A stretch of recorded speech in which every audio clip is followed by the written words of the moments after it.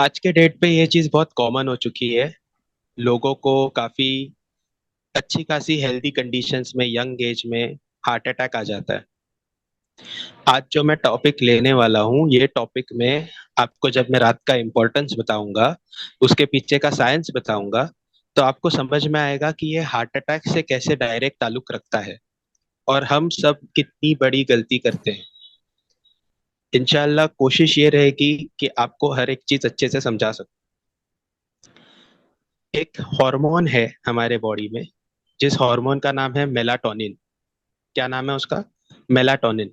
मैं अगर स्पेल करूं तो स्पेलिंग है रहेगी MELTONIN, मेलाटोनिन। अब ये जो मेलाटोनिन हार्मोन है, इसकी खासियत ये है कि ये मेलाटोनिन हार्मोन तभी ही निकलता है जब हम सो जाते हैं। और ये हार्मोन सिक्रिएट करने का काम करता है हमारे दिमाग में मौजूद एक ग्लैंड, जिसका नाम है pineal gland. PINEAL, pineal gland.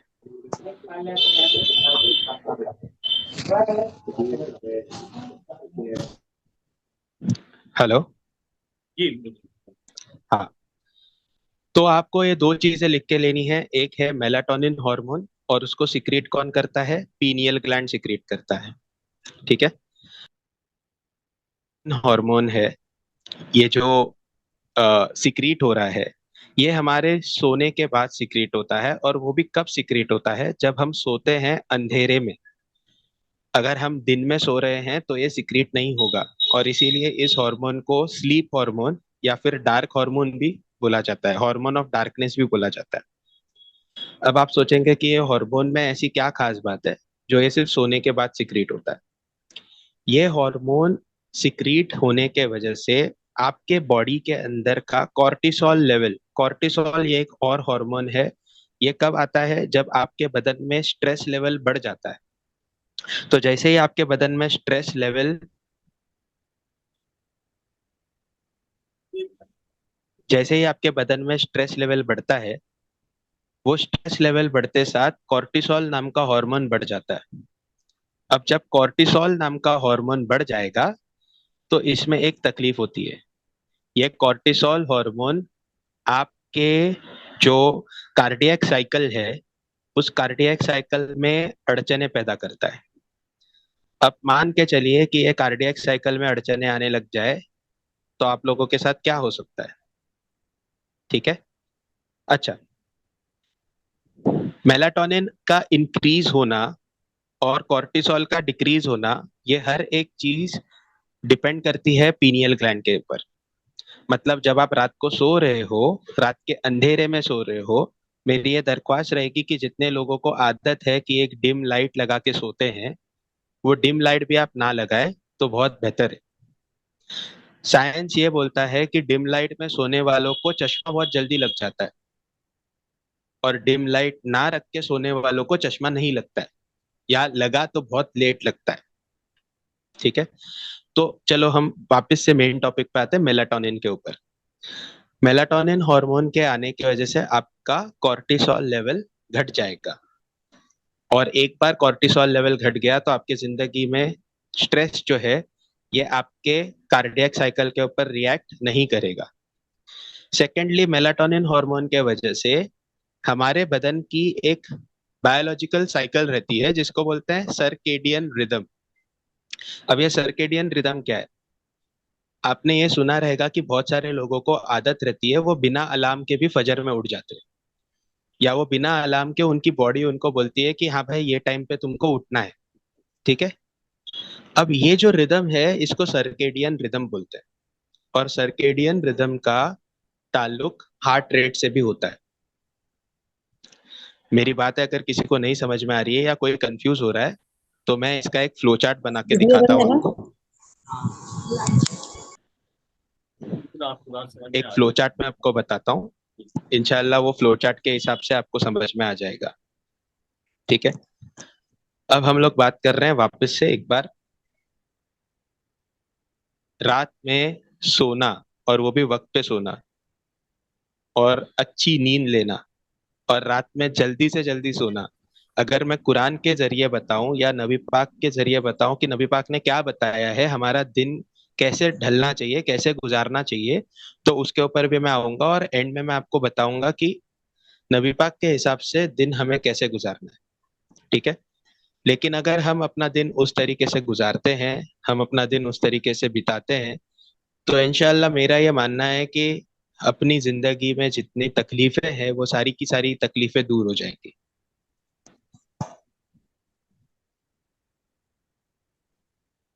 चलिए, हम अभी इसमें तीन चार बातों को फिर से दोहराता हूं मैं, ताकि आप लोगों को याद रख सके, याद कर सको सीक्वेंस।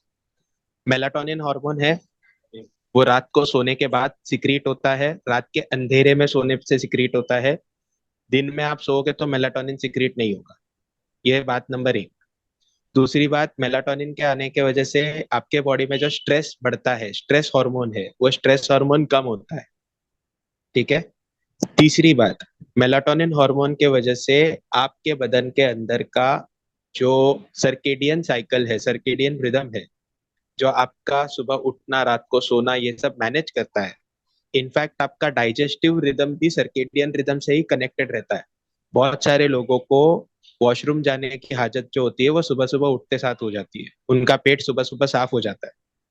और बहुत सारे लोगों को सोने की आदतें ठीक नहीं है, सोने का टाइम फिक्स नहीं है, तो उनको एसिडिटी की तकलीफ हो जाती है। उनको सीवियर एसिडिटी होती है और एसिडिटी की वजह से बहुत सारी तकलीफें आगे बढ़ जाती है। ये हम सबको पता है। ठीक है। तो आप सबका सल्यूशन जो है वो रात में है। आपके रात के सोने के हिसाब से आपका सब बीमारियों का एक सल्यूशन, सिंपल सल्यूशन यहाँ पे आता है। आप अगर अपना शेड्यूल थोड़ा सा चेंज करें, थोड़ा सा, रात को लेट टू लेट 11 बजे आप सो जाया करें अगर, तो बहुत बेहतर हो जाएगा। अल्लाह ने रात बनाई है सोने के लिए और दिन बनाया है जागने के लिए, काम करने के लिए। लेकिन हम अक्सर क्या कर रहे हैं, हमारा रात का सोने का ठिकाना तो है ही नहीं। हम कभी शादियों में जाते हैं तो रात को 2 बजे घर पे आते हैं, फिर 2 बजे सोते हैं, सुबह फजर पड़ते हैं और फजर के बाद फिर से सो जाते हैं। हालांकि अगर हम दिन और रात को देखें तो फजर के बाद सोना नहीं चाहिए। फजर के बाद आपको आपका काम शुरू कर देना चाहिए, पर ऐसा होता नहीं है। तो ये हमारे लाइफस्टाइल की कुछ गलतियां हैं, हम नहीं फॉलो कर रहे और हमें इसके पीछे का साइंस ही नहीं पता। हमको ऐसा लगता है, आज के तौर पे बहुत बुरी बात है लेकिन ऐसा हो चुका है, लोग बोलते हैं कि अरे कुरान में ऐसा लिखा हुआ तो है कि रात को सोना चाहिए जल्दी से, सुबह उठना चाहिए जल्दी से, हमने सुना बहुत है, लेकिन हम अमल में लाए क्यों, उसका फायदा क्या है? मैं ये पूछता हूँ कि बेवकूफो, जब कुरान में अल्लाह ने बोल दिया कि तुमको रात को जल्दी सोना है, तो तुमको फायदा और नुकसान क्यों पूछना है? कुरान में अल्लाह ताला फरमाता है कि तू वो कर जो मैं चाहता हूँ, फिर वो होगा जो तू चाहेगा। जब अल्लाह ताला ये बोल चुका है तो उसके बाद भी हम क्यों ऐसे करते हैं कि हमें हर चीज के लिए क्वेश्चन रहता है, हर चीज के लिए हमें एक रीजनिंग चाहिए। दुख की बात है, अफसोस की बात है, लेकिन ठीक है, कुछ कर नहीं सकते। हमें अपने लाइफस्टाइल को चेंज करना जरूरी है। अगर हम अपने लाइफस्टाइल को चेंज करते हैं तो इंशाल्लाह हमारी जिंदगी बहुत बेहतर होगी। मैं आप लोगों से एक दरख्वास्त करूंगा, मैं आप लोगों को एक रूटीन बता रहा हूँ, जो इस्लामिक रूटीन है, जो फॉलो करना चाहिए। अभी कितने लोग इसमें फॉलो कर पाएंगे या नहीं कर पाएंगे मुझे नहीं पता। और ये रूटीन के पीछे, ये बताने के पीछे क्या मकसद है, या अगर मैं किसी को बोलूँ कि भाई ये सिर्फ नबी पाक ने बताया हुआ है या तरीका है जो अल्लाह ने और अल्लाह के रसूल ने बताया है, तो इसके लिए आपको फॉलो करना है, तो ये चीज सुन के जो फॉलो करे बेहतर है। और जो नहीं चाहता है कि भाई नहीं हमको और रीजनिंग चाहिए, इसके पीछे का साइंटिफिक अप्रोच बताओ, तो मैं उसके लिए साइंटिफिक अप्रोच के साथ भी उसको समझाने के लिए तैयार हूँ। ठीक है। तो एक शेड्यूल जो आप लोगों को फिट करना है वो क्या है, आप फजर में उठ जाते हो, उसके बाद आपको सोना नहीं। आप एक टाइम टेबल सेट कर लीजिए आपका खुद का। ठीक है। आप फजर में उठे, आपने फजर पढ़ी, बाजमात पढ़ी, औरतों ने घर में पढ़ी, पर फजर के वक्त में पढ़ लिए। ठीक है। अब आप फारिग हो गए सुबह 6 बजे तक। आप 6 बजे तक फारिग हो गए, उसके बाद मैं आपको बोल रहा हूँ कि आप एक काम कीजिएगा, आप ना कुरान पाक का एक पारा रोजाना पढ़ लीजिए।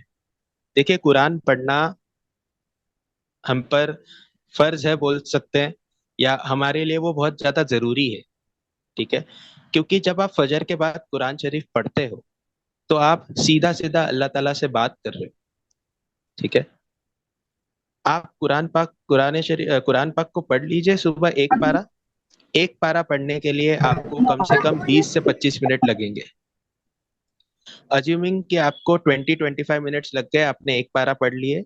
एक पारा पढ़ने के बाद आपका इशराक का वक्त शुरू हो चुका है। आप 2 रकात निफल पढ़ लो इशराक की। और आप सबको तो पता ही होगा कि इशराक पढ़ने का सवाब कितना है।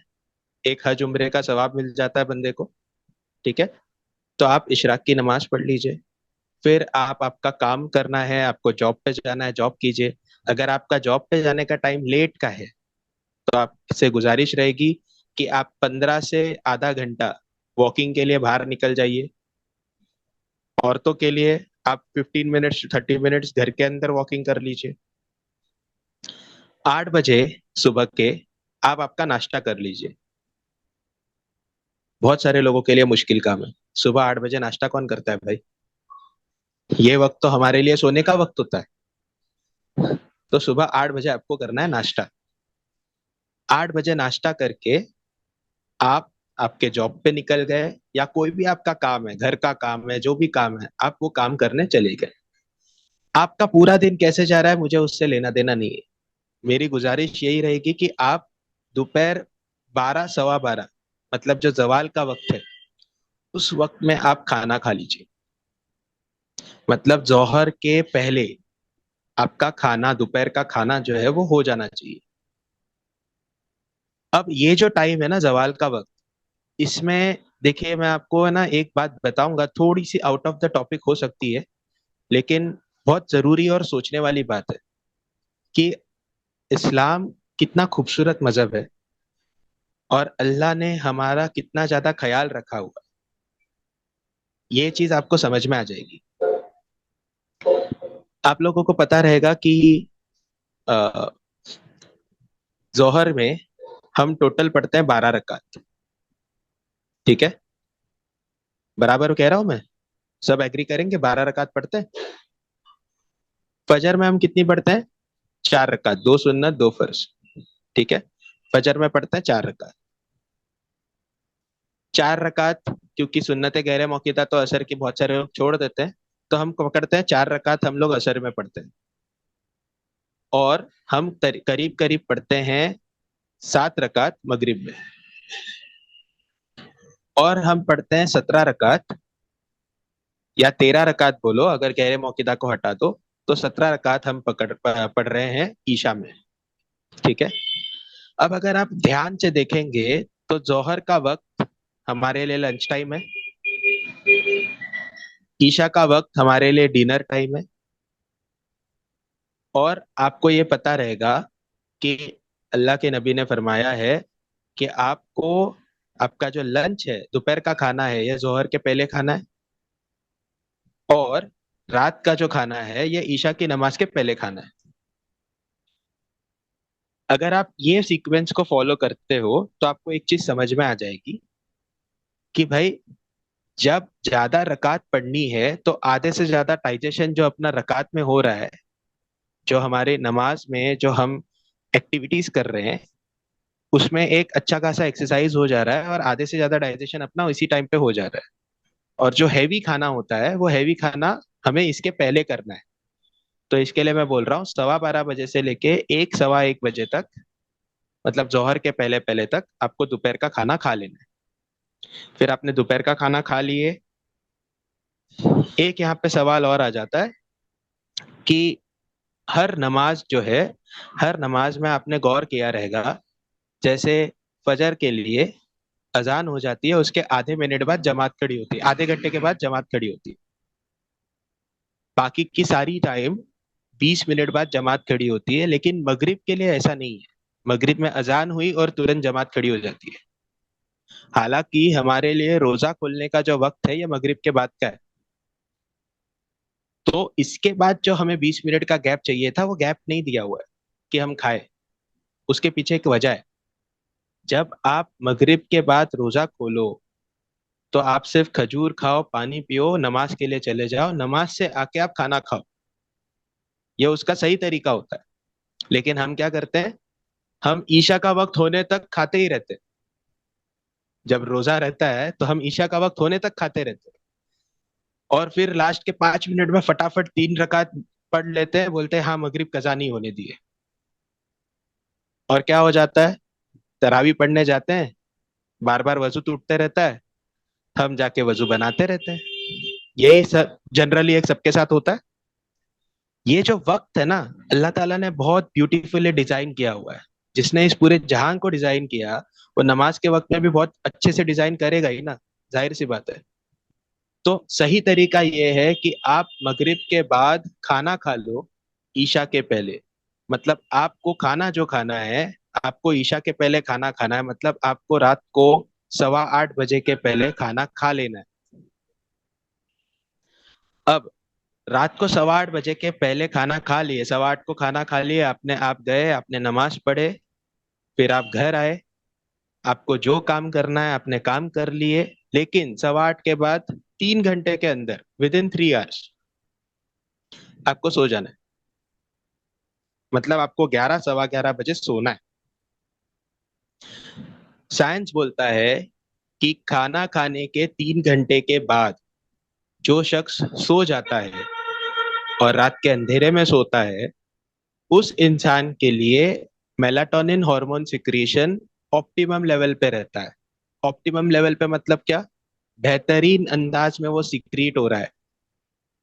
अब मेलाटोनिन इतना बेहतरीन काम कर रहा है, और वो अगर कम सिक्रीट होगा तो आपके बदन के लिए तकलीफ है। और मेलाटोनिन एक लौता ऐसा हार्मोन है जो जरूरत से ज्यादा सिक्रीट नहीं होगा। आपका कोई भी दूसरा हार्मोन ले लो, वो जरूरत से ज्यादा सिक्रीट हो सकता है, मेलाटोनिन जरूरत से ज्यादा सिक्रीट नहीं होगा। तो मेलाटोनिन के ओवरडोज के वजह से कोई बीमारी नहीं होती, क्योंकि मेलाटोनिन ओवरडोज में आ ही नहीं सकता।